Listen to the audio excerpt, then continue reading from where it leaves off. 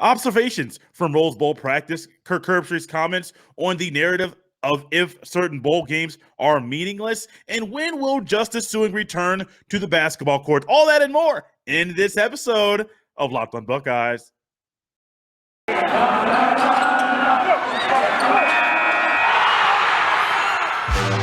are Locked on Buckeyes, your daily podcast on the Ohio State Buckeyes.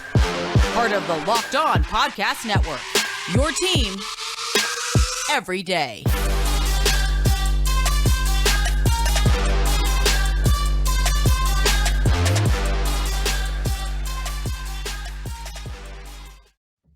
What is up, Buckeye fans? Welcome back to another episode of Locked on Buckeyes for the Locked on Podcast Network. I'm your host, Jay Stevens, also the host of the Jay Stevens Podcast. It is Wednesday, December 29th in the year 2021, and I would like to thank every person out there for making Locked on Buckeyes their first listen of every single day. Rose Bowl practice has started. Rose Bowl festivities have begun. The players were at Disneyland a couple days to go just yesterday. Players spoke to the media. Ryan Day spoke. Matt Barnes spoke. 5 players spoke to the media. And there was 15 minutes that was provided for media members to watch and observe things that were going on at practice. 15 minutes. Can you get a lot in? Of course you can. There were noticeable absences during this practice. There were also some number changes. There were also some players that are healthy now that weren't healthy towards the end of the season. And there are some interesting things as far as who is starting now based off players that are not able to play. Noticeable absences during the practice just a day ago at the Rose Bowl. The list of absences includes Antoine Jackson, defensive tackle, linebacker Cody Simon, cornerback Sevin Banks, and safety Marcus Williamson. Other players that were not seen at practice, of course, the three of the 4 players that opted out. We'll talk more about one of them in a second. Garrett Wilson wasn't seen. Nicholas Petit-Frere was not seen. And Haskell Garrett was not seen at all. Other players that were not seen at practice, Marcus Crawley, Cameron Babb, Harry Miller, Josh Fryer, Tyler Friday, Jaden McKenzie, defensive tackle Jaden McKenzie, Noah Potter, linebacker Mitchell Melton, safeties Josh Proctor, Jansen Dunn, Jalen Johnson. Now, you may notice some of those names, they're out for the season. Crawley, Babb, Miller, Friday, Melton, Proctor, Dunn, and Johnson are all out for the season. Also part of the reason why they were not seen at bowl practice. Despite opting out of the Rose Bowl, this one is very interesting. Notice Garrett Wilson, Nicholas Petit-Frere, and Haskell Garrett were not seen at practice, but Olave was at practice, and he was caught fielding punts. I am very confused. We'll get back to the observations here in a second. But I always thought if you're not going to play, why practice? If you're opting out of the game for NFL aspirations or whatever the reasoning is, you're not going to play in the game, why in the world would you practice? That's very confusing to me. The Olave opt-out, the timing of it, the things that were happening that very day when the opt-out was announced, the day after that Ryan Day announced it around 3 p.m. Eastern time, then later in the day into the evening, Olave ended up sending out a tweet with the graphic officially putting out there his word that he was going to opt out. If you're not going to play, why are you practicing? I'm not a coach. I've coached a little bit every now and then, but I'm not currently a coach right now. But if somebody ain't going to play for me, why are they going to practice? Confused. Very confused. Let's get back to observations from the Rose Bowl. A few other things that were seen there. Cade Stover is practicing at linebacker. There were absences there. You mentioned Cody Simon's name. Taraja Mitchell had a knee brace on. He had nursing a knee injury. He was also with the second team, not the first team at practice. But Cade Stover is practicing with the linebackers. He's wearing his 4th number of the season, wearing number 5. Cam Martinez caught punts with the second team. Master Teague appears to be healthy. He might be somebody the Buckeyes need to play in this game. I'm not saying he will be thrust into there, but I do think it'll be more a Mayan Williams, Travion Henderson type of deal. But you may see Master Teague as well, because this is probably going to be his last game as a Buckeye. He has more eligibility left. But my gut's telling me he will not be in Columbus in the fall. Jeremy Ruckert and Gee Scott Jr. ended up having a college version of a jersey swap. They literally just changed numbers. Jeremy Ruckert, number 13. G. Scott Jr., number 8. Tommy Eichenberg was the starting middle linebacker during practice. That's interesting to me because I would have thought Taraja Mitchell, even though he's nursing an injury, would have been with the ones. He's a captain. He has been a leader with the team. But no, Eichenberg with the ones, along with Steel Chambers. And then second team, along with Taraja Mitchell, was Paulie now OT. That's a lot to take in. What's a general consensus, or what's one thing that sticks out to me? Still that Chris Olave observation that he's still on the field. I could go on and on and on. You have your own thoughts. Drop them in the YouTube comments. What do you think about Chris Olave opting out of the Rose Bowl, not playing in the granddaddy of them all, but still being able to and deciding that he's going to practice in the Rose Bowl? To me, that's odd. To me, that's also taking reps away from young men, from individuals that will be playing in the game, but you're getting those reps. Another thing, Cade Stover, I wonder if this is a sign of things to come next year, if Cade Stover will not be on the offensive side of the ball, but will be going to the defensive side of the ball. I assumed and I thought Cade Stover would be a piece at the tight end position during next year, but this is not the first time he's played linebacker this year. If you think back to the last time the Buckeyes were on the field against the team up north, goal line situation, Ohio State brought in their jumbo defensive package. Cade Stover was the outside linebacker at the top of the screen during this play. They ran left, offense left. Michigan scored the football. I believe Hassan Haskins ran in one of his 5 touchdowns in that game. I saw that coming before the play started, but I still noticed Cade Stover. I'm like, interesting. Will this be something that we'll see down the road? Before we think about next year, got to think about right now. I think that is a good move, getting him more reps at the linebacker position, a position that you're thin at, a position that needs some size, some girth, and that's what Cade Stover brings to it. Very inexperienced, but could be big in a game like this against the Utah Utes on New Year's Day. You are tapped into Locked On Buckeyes here on a Wednesday Hump Day edition, part of the Locked On Podcast Network, your team every single day. For everyone out there listening, one, thank you for making Locked On Buckeyes your first listen of every single day. And make sure you check out the college football playoff preview this Friday. You want to get ready for the big games, Locked On Podcast Network style. There will be a college football playoff preview. There'll be easily for you to access and digest starting this Friday. You don't want to miss it. A look into the Rose Bowl, a look into the Sugar Bowl, a look into the Cotton Bowl, a look at these semifinal games on Friday. You will not want to miss this look inside these bowl games, major bowl games, New Year's Six games, college football. We love it. The Locked On Podcast Network is going to provide the preview for you to enjoy starting this Friday. Kirk Herbstreit is somebody that has not been afraid to voice his opinion about things that are going on in college football. Not only is he a college football commentator, but he's a former quarterback, former college football player at The Ohio State University. And I am one person that when I grew up watching Kirk Herbstreit on the television, grew up enjoying his commentary, and I grew up really gravitating towards him because a lot of what he is as a commentator and as a person, those are things that are also a part of my life. So when Herbstreit talks, I listen. A lot of people nowadays fall in love with Joel Klatt. They bring 2 different things to the table, but they're both really good at their job. Joel Klatt is new. Herbstreit's been around for a while. He's been around the block a few times, and he is somebody that has his finger on different things that were going on at the beginning, when he was playing, when he became a commentator, and things that are going on present day. I want to read you Kirk Herbstreit's comments, and I want to let you take some time while I'm doing this, while I'm describing what he's saying and providing my own opinion. Drop your own thoughts in the comment section here on the YouTube chat, on the YouTube comment section. What do you think about Kirk Herbstreit? Do you like what he said? Do you disagree? Or are you somewhere in between? Herbstreit's comments, I'm backing away. Quote, before we had the BCS and the playoff, the goal was to always go to the Rose Bowl. But how often did they actually go? Not very often, yet they still went to another bowl game and they were excited. I just don't buy into this narrative of meaningless bowl games. These teams have always had goals of getting to the championship, and it doesn't happen all that often. But you don't throw in the towel and say, well, we didn't accomplish our goals. It's the Rose Bowl.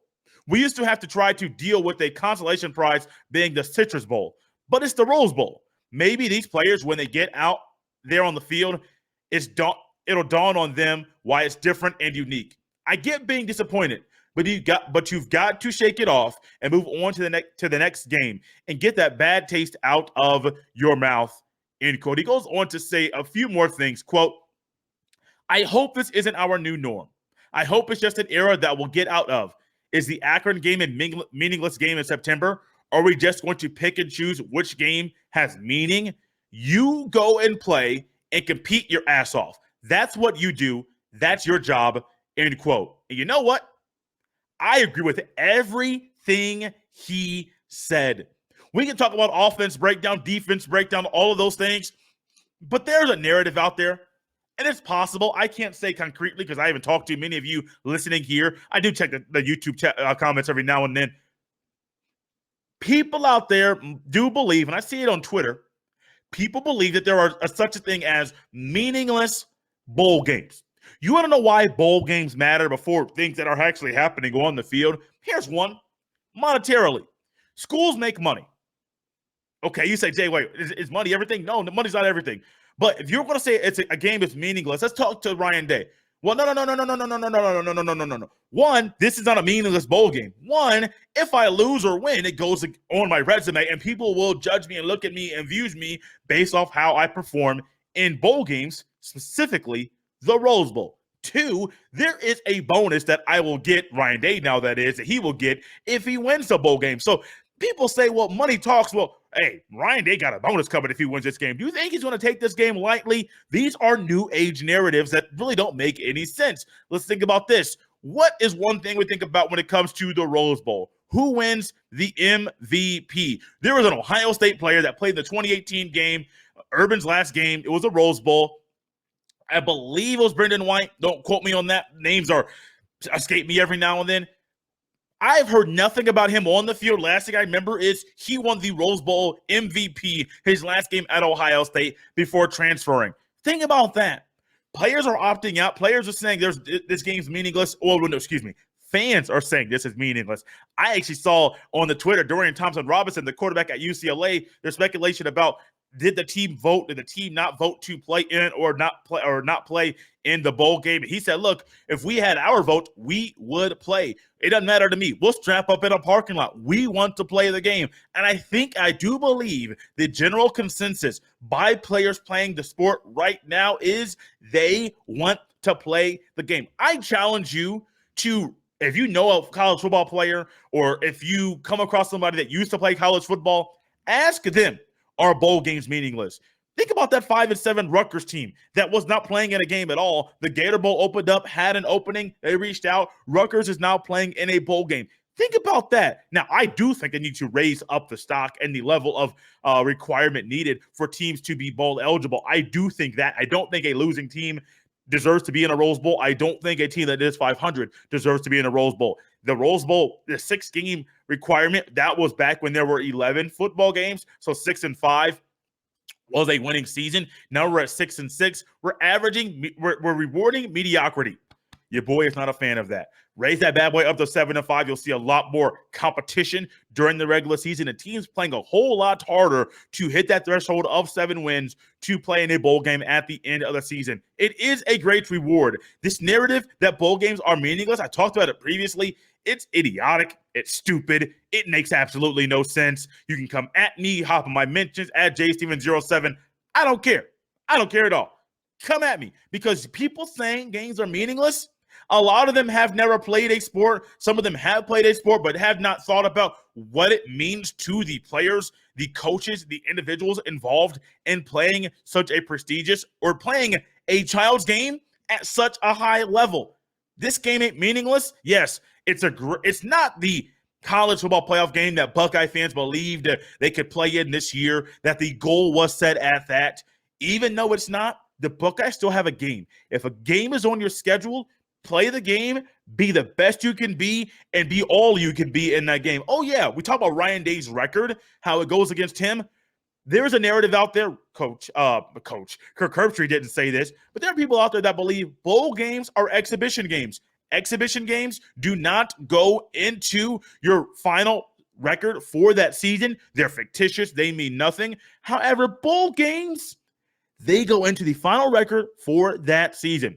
Do you want Ohio State to finish the season 10-2? No, excuse me, 10-3 or 11-2? That's what's on the line. A 3-loss season or a 2-loss season that hinges on their performance and how they play against the Utah Utes on New Year's Day. Is it meaningless? Absolutely not. Because we're going to look back 20 years and see Ryan Day either had a 3-win season or a 2-win season during the 2021 season. And we'll look at, oh, wait, he lost the bowl game or he won the bowl game. They either had 2 losses at the end of the season or he lost against Michigan and won the bowl game against Utah. These are the things on the line. A meaningless bowl game, get that nonsense out of here. You can talk about that with your buddies, talk about that with your friends. When it comes down to it, ask these players, talk to them, talk to these coaches. I guarantee many of them will believe like me and hop on the train like Kirk Herbstreit that meaningless bowl games, buddy, that's new age talk. That's not reality. Thank you for tuning in to Locked On Buckeyes here on a Wednesday part of the Locked On Podcast Network, your team every single day. For everyone out there listening, if you're watching via YouTube, watching via WKYC.com, or if you're listening to the audio version of this here podcast, while you are listening, take a screenshot, tweet at me, tag me in that tweet. I'll retweet it at jstevens07. I will also on the Instagram story, if you want to put it in your IG story as well, at jstevens07 on the Instagram. I will share that in my Instagram story. Go right ahead. Do that very thing. Also, go to KSLSports.com. I was actually on a radio show there in Salt Lake City, Utah on Tuesday morning. About a 10-minute interview with DJ and PK there, the DJ and PK show in the morning. Very fun time with the guys. If you want to check out what I had to say about the Rose Bowl, go to KSLSports.com. Check out that interview. Very short, very quick. You can listen to it while you're at work, and I'm pretty sure you'll enjoy a lot of what you hear. This basketball team has not played games. They've had 3 games canceled. I'm still up in the air on if they're going to have a game this coming Sunday with the current climate of COVID and how bowl games are being canceled. And it seems like players are not back healthy. When I say not back healthy, they're not able to practice just yet. I mean, thinking about having a 1-hour practice and even the amount of players that you have at practice, you can't field a basketball team. I mean, it's starting this. I mean, even enough players to be able to play in a game. I am still up in the air about if they'll play against Nebraska or if they'll play another game down the road. The Buckeyes need to get back on the basketball court. A long break like this in the middle of the season is not conducive for long-term success or immediate success once they get back on the basketball court. Ohio State has seen growth in a lot of good play from players like Michi Johnson, Malachi Branham. The transfer Jabari Wheeler has been a great addition to this team. EJ Liddell continues to play like an All-American, some say potential player of the year candidate. I have not watched enough national landscape college basketball to make that bold of a statement, but All-American play from EJ Liddell, I have seen it with my own 2 eyes. I believe you have too. Justin Arns has been a sharpshooter, a whole lot better defender than I think people gave him credit for. And from the top to the bottom, this is a team that was hitting a stride and then cancellation.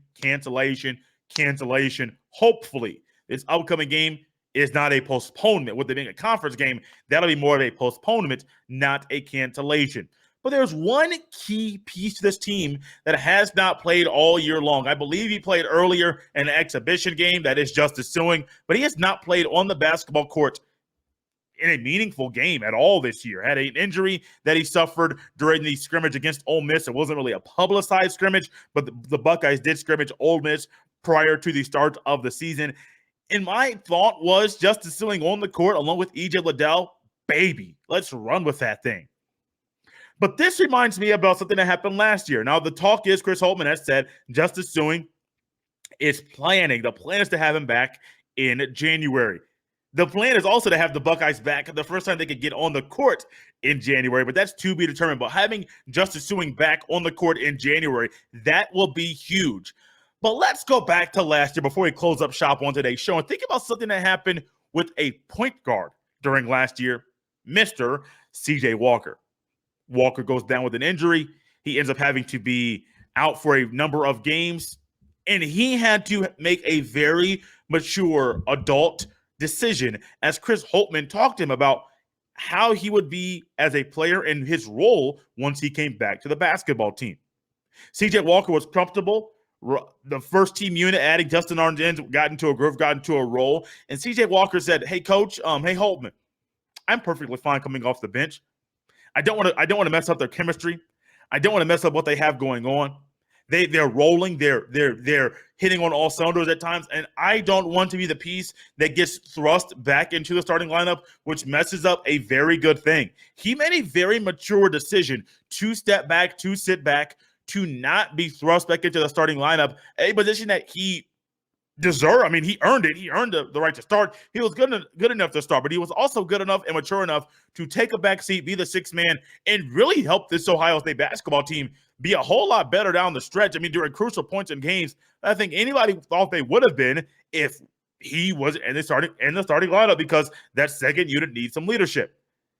The Justice Sueing situation, he can play the same role with this year's team. Imagine Justice Sueing coming off the bench. The first unit is hitting on all cylinders. It'll be fluid all year long. Malachi Branham, Jamari Wheeler, Justin Arns, EJ Liddell, and Zed Key. All of that. We've already seen Kyle Young come off the bench and be a very big piece off the bench for the second unit for this Buckeye team. But now adding in Kyle Young and Justice Sueing on that second unit, think about how many teams in college basketball could be able to stop that. Justice Sueing coming off the bench, adding in 10, 12 points a game. Think about how lethal, how dynamic, how wild, how crazy that type of dynamic is. Two guys that started last year coming off the bench due to injury, not forcing themselves back into the starting lineup, but coming off the bench and really helping boost that scoring and rebounding and really the leadership in that second unit, the continuity that they need. That is huge. That is big. And with Justice Sueing, right now, possibly the plan is for him to come back in the month of January. I am excited to see what comes, what happens next. There's a lot of good basketball to be played, hopefully this weekend from the Ohio State Buckeyes. And the thought, the appeal, the excitement around Justice Sueing coming back to the basketball team, no matter if he's starting or coming off the bench, has me very excited about how good this team will be whenever they take the court once again. Guys, a few days away from the granddaddy of them all. Tomorrow on the show, we will have Brian Brown from Locked On Utes, co-host of Locked On Utes. He'll be with us, giving us another preview crossover Locked On Podcast Network style, as him and I will be discussing the Rose Bowl on Friday. My guy, our guy, Jeff Hunt from the Off the Ball Network will be back with us, giving us our final look into the Rose Bowl. Him and I have not shared many thoughts about the game. We shared a couple. I sent him a text on Tuesday. Excited to get that show going. Let me just tell you this very quickly. That show will be live at 8 p.m. Eastern Standard Time. Also, that show will also be something that Jeff and I will just share our honest. You love honesty. We love authenticity. You're going to get both of those from Jeff and I on Thursday evening live. You can check it on Locked On Buckeyes on YouTube. Also on my personal Twitter page at jstevens07, 8 p.m. Eastern Standard Time. My guy, Jeff Hunt from the Off the Ball Network, and myself right here on this podcast will be live. For Jay Stevens, this is Locked On Buckeyes here on a hump day. Enjoy the day and continue preparation for the Rose Bowl on New Year's Day.